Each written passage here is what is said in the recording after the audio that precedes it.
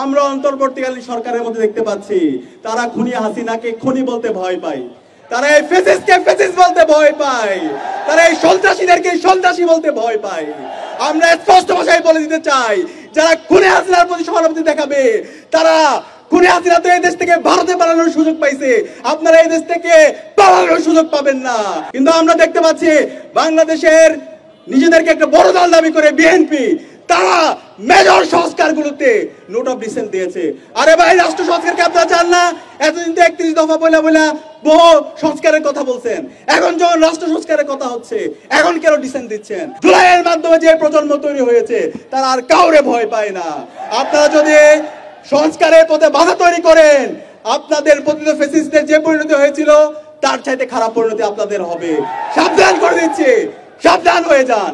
গুম, খুন, ফ্যাসিবাদ কায়েমের মাধ্যমে বাংলাদেশে খুনি হাসিনা এবং তার দূষররা গত 16 বছরে বাংলাদেশকে একটি অকার্যকর রাষ্ট্রে পরিণত করেছিল।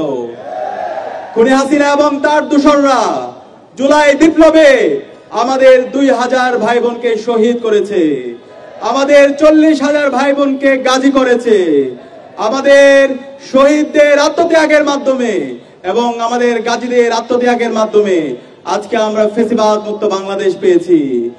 আমাদের এই নতুন বাংলাদেশে সবার স্বপ্ন ছিল শহীদদের আকাঙ্ক্ষার আলোকে একটি বৈষম্যহীন ইনসাফ ভিত্তিক বাংলাদেশ বিনির্মাণ করা। এবং গত 16 বছরে বাংলাদেশে যারা ফ্যাসিবাদ কায়েম করেছে, যারা গুম, খুন, আইনাগর তৈরির মাধ্যমে বাংলাদেশকে একটি ব্যর্থ রাষ্ট্রে পরিণত করেছিল, এই খুনি হাসিনা এবং তার সকল দূষরদের বিচার হবে। কিন্তু আজকে 1.5 বছর হওয়ার পরও শহীদদের রক্তের উপর যে অন্তর্বর্তীকালীন সরকার বসেছে, তারা এই খুনি হাসিনা এবং তার দূষরদের এখন পর্যন্ত দৃষ্টান্তমূলক বিচারের আওতায় নিয়ে আসতে পারেনি। আমরা অন্তর্বর্তীকালীন সরকারকে জিজ্ঞেস করতে চাই, গত 1.5 বছর জুড়ে আপনারা কি করেছেন? যে ফ্যাসিস্ট লীগ এই দেশ থেকে পালিয়েছে, খুনি হাসিনা এবং তার দূষররা এই দেশ থেকে পালিয়েছে, তারা কিভাবে এই স্বাধীন বাংলাদেশে আবার নতুন করে ষড়যন্ত্র এবং চক্রান্ত করার সাহস দেখাতে পায়? আমি আজকে এই ঐতিহাসিক সমাবেশ থেকে সারা দেশের মুক্তিকামী ছাত্র জনতাকে অনুরোধ করব, এই খুনি হাসিনা এবং তার দূষরদেরকে সমূলে উৎপাদন করতে হবে। বাংলাদেশে খুনি হাসিনা তার দূষরদের নিষিদ্ধ আওয়ামী লীগ, ছাত্রলীগ, যুবলীগ, তাদের রাজনীতি 5 আগস্ট ক্লোজ হয়ে গেছে। বাংলাদেশে আর এই খুনি হাসিনার রাজনীতি চলবে না। খুনি হাসিনা এবং তার দূষররা বাংলাদেশের স্বাধীনতা সার্বভৌমত্বের জন্য হুমকি। এদেরকে যেখানে পাবেন সেখানে তাদেরকে থানায় দিবেন, তাদেরকে জেলে দিবেন। আমি একই সাথে অন্তর্বর্তীকালীন সরকারকে অনুরোধ করব, খুনি হাসিনা এবং তার দূষরদের দ্রুত সময়ের মধ্যে রায় ঘোষণা করতে হবে। খুনি হাসিনাকে দেশে এনে তাকে ফাঁসিতে ঝুলাতে হবে। খুনি হাসিনার যত দূষর আছে বিশ্ববিদ্যালয়ে, অ্যাডমিনিস্ট্রেশনে, বিচার বিভাগে, উপদেষ্টাদের মধ্যে যারা ঘাপটি মেরে বসে খুনি হাসিনার পারপাস সার্ভ করছে, তাদেরকে বিচারের আওতায় নিয়ে আসতে হবে। আমরা একই সাথে সতর্ক করতে চাই, আমরা অন্তর্বর্তীকালীন সরকারের মধ্যে দেখতে পাচ্ছি তারা খুনি হাসিনাকে খুনি বলতে ভয় পায়, তারা এই ফ্যাসিস্টকে ফ্যাসিস্ট বলতে ভয় পায়, তারা এই সন্ত্রাসীদেরকে সন্ত্রাসী বলতে ভয় পায়। আমরা স্পষ্ট ভাষায় বলে দিতে চাই, যারা খুনি হাসিনার প্রতি সহানুভূতি দেখাবে, তারা খুনি হাসিনা তো এই দেশ থেকে ভারতে পালানোর সুযোগ পাইছে, আপনারা এই দেশ থেকে পালানোর সুযোগ পাবেন না। ছাত্র জনতা আপনাদেরকে যেখানে পাবে সেখানে প্রতিহত করবে। একই সাথে আমাদের এই শহীদরা জীবন দিয়েছে আমাদের এই দেশের রাষ্ট্র সংস্কার করার জন্য। আমাদের যে ফ্যাসিবাদী কাঠামো আছে সেই ফ্যাসিবাদী কাঠামোকে ভেঙে চুরমার করে দেওয়ার জন্য আজকে ঐক্যমত্য কমিশনের দীর্ঘদিনের তাদের সভা মিটিং শেষে আজকে ঐক্যমত্য কমিশন থেকে রাষ্ট্র সংস্কারের সুপারিশ এসেছে। কিন্তু আমরা দেখতে পাচ্ছি বাংলাদেশের নিজেদেরকে একটা বড় দল দাবি করে বিএনপি, তারা মেজর সংস্কারগুলোতে নোট অফ ডিসেন্ট দিয়েছে। আরে ভাই, রাষ্ট্র সংস্কারকে আপনারা চান না? এতদিন তো 31 দফা বলে বহু সংস্কারের কথা বলছেন, এখন যখন রাষ্ট্র সংস্কারের কথা হচ্ছে, এখন কেন ডিসেন্ট দিচ্ছেন? আমরা হুঁশিয়ার করতে চাই, সাবধান হয়ে যান।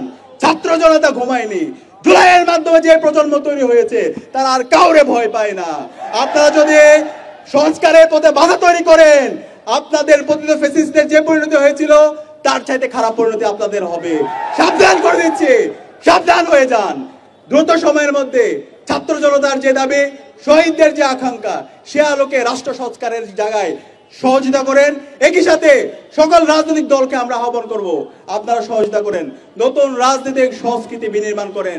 একই সাথে আমরা দেখতে পাচ্ছি বিগত ফ্যাসিবাদী আমলে আমরা সাংবাদিকতার নামে অপসাংবাদিকতা দেখতে পেয়েছি। আমরা এখন আবার দেখতে পাচ্ছি মিডিয়া হাউসগুলো বিভিন্ন রাজনৈতিক দলের কর্তারা তারা দখল করে তাদের পার্টি অফিস বানাইছে। সাবধান করছি, বাংলাদেশের তারুণ্য এখন বুঝে প্রপাগান্ডা কাকে বলে। আপনারা যদি এই মিডিয়া হাউসগুলোকে প্রপাগান্ডা টুল হিসেবে বানাতে চান, তাহলে আপনাদের পরিণতি খারাপ হবে।